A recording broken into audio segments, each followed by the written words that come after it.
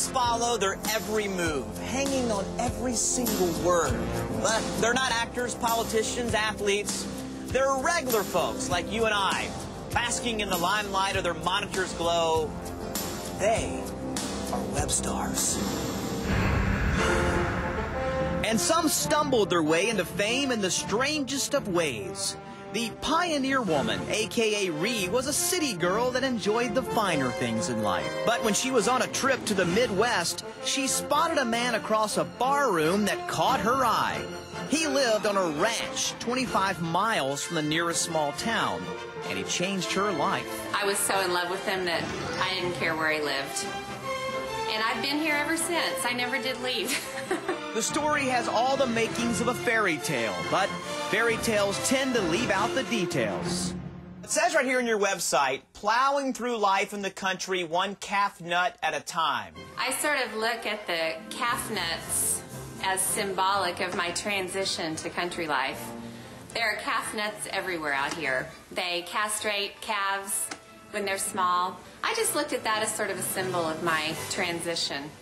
Her transition to a life of simplicity deep in the heartland of America and 25 miles from the nearest small town store, where she is now married to the cowboy and has 4 children.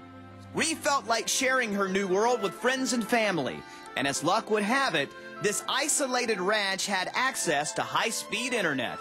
So I just sat down and started a blog one day. I had no idea anybody would read it.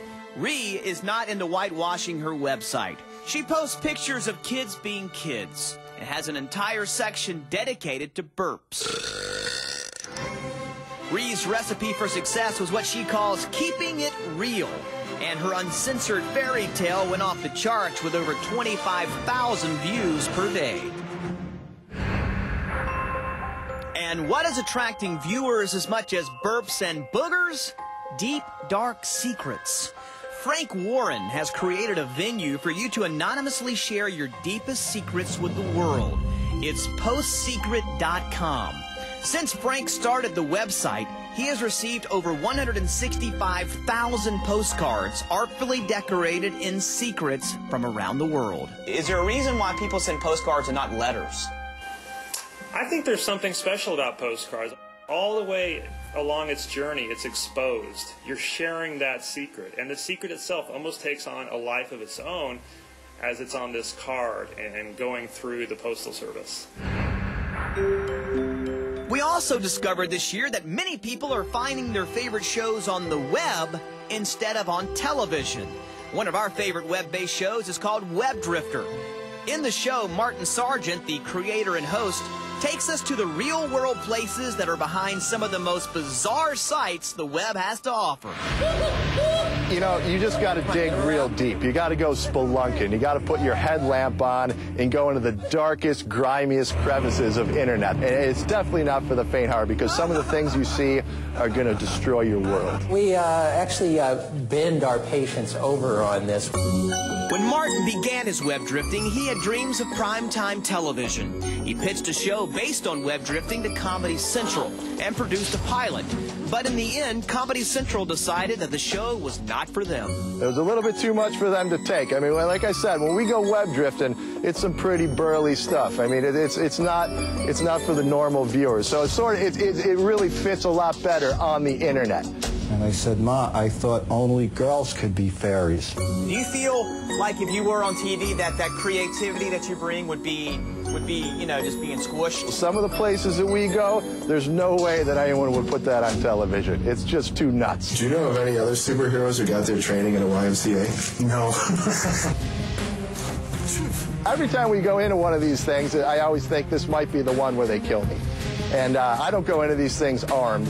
But one of these days, it's probably going to be my last web drifter. Drink it down. And tonight could be the night, so this could be my final interview. Dude, you have got to see this. Those words are spoken in millions of cubicles, dorm rooms, and chat rooms all over the country every single day. Viral videos are junk food for the digital generation. These are some of your favorites from the past year, and believe it or not, they are safe for work. This viral hit has been seen over 4 million times on YouTube. It is video from the Rose Festival in Oregon, where 10-year-old Jonathan Weir was approached by a reporter from KGW. And you're looking good. Jonathan just got an awesome face paint job. What do you think? I like turtles. All right, you're a great zombie. And good times here at the Waterfront Village. So what's wrong with the kid? I like turtles. Nothing.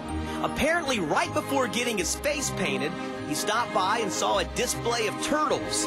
He said when the reporter approached, he was nervous and he just wanted to talk about the turtles. I like turtles. And now he is a viral superstar, and people are making t-shirts with his face on them, something his sister can't get used to. Some of my friends want to buy the shirt. Oh, yeah. With my brother's face on it. It's so kind of weird. When these two strapped themselves into the bungee chair and prepared for liftoff, they had no idea they were on the cusp of fame.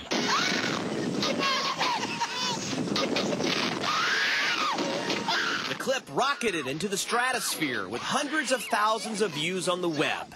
Stop it! Stop it! Yes, I know how the kid feels. I blow chunks every time I'm on the tilt-a-whirl. Coming up on News to Me, one man, a bag of pastries, and Britney Spears. Gross out warning. On a hunt for some very large prey. And what is this guy doing with those rats?